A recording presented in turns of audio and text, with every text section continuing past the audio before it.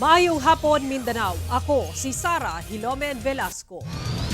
Duha ka managlahing pagpanglungkab og gadget shops ang nahitabo sa Davao City ug Tagum City. Ang aktong pagpangawat sa mga sospek sa pool sa CCTV. Ang detalye sa live report ni Argil Relator. Argil? Sara, tulo ka mga kawatan ang sospek nga may atake sa gadget shop din sa Davao City ug didto sa Tagum City. Pulos mga van sab ang ilang getaway vehicle.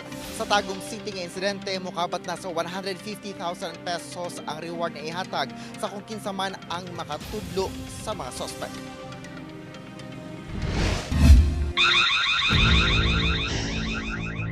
Gisulod og tulo ka mga kawatan kining gadget shop sa Agton Street, Barangay Turil Proper, Davao City, alas 3:23 Miyerkules sa kadlawon, base sa kuha sa CCTV. Usa-usa nga gipang sulod sa mga kawatan ang mga gadget sa ilang dalang sudlanan. Wala nila panumbalinga ang pagtingog sa alarm. Sulod lang sa 2 minutos, nahanaw na ang mga gadget nga anaa sa mga shelf. Sarado pa ang maong gadget store hangtod karon, samtang padayon ang investigasyon sa kapulisan.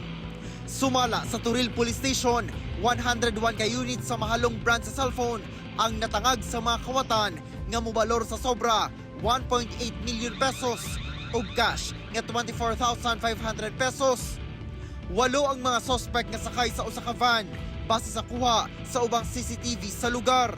Ongoing ang backtracking nila, review sa CCTV footage, o nakigalayon sila usab sa atong mga neighboring stations of provinces nga adunay similar nga incident kay. Wala ray usa ka oras human ang insidente sa Davao City. Sa barangay Magugpo East sa Tagum City, alas 4:37 sa kadlawon, dihang miabot kining usa ka puti nga van. Sakay diay niini ang mga kawatan.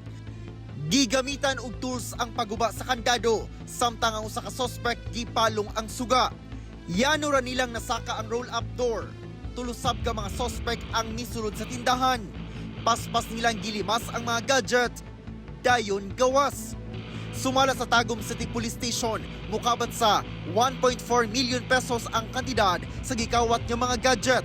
Dunasay 44,000 pesos nga kita ang gikawat. Malamang sir, no, nakaban man sila, so organized din sila sir na sir, na grupo.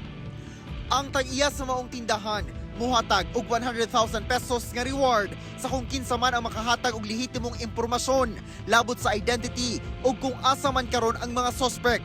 Muhatag sab og reward ang Tagum City LGU. Karong buntag sir, patawag ta sa ato ang mayor sa Tagum City kay nag-offer siya og 50,000 nga isa to makahatag sa information o makatudlo asa ning mga tawanan ni naay say madawat sir na 50,000 gikan sa Tagum LGU. Gawa sa parehong nakasakay og van ang mga suspect sa managlahing insidente sa pagpanglungkab. Kamatikdan sab ang usa sa mga suspect sa duha ka insidente kay dunay tattoo sa kamot.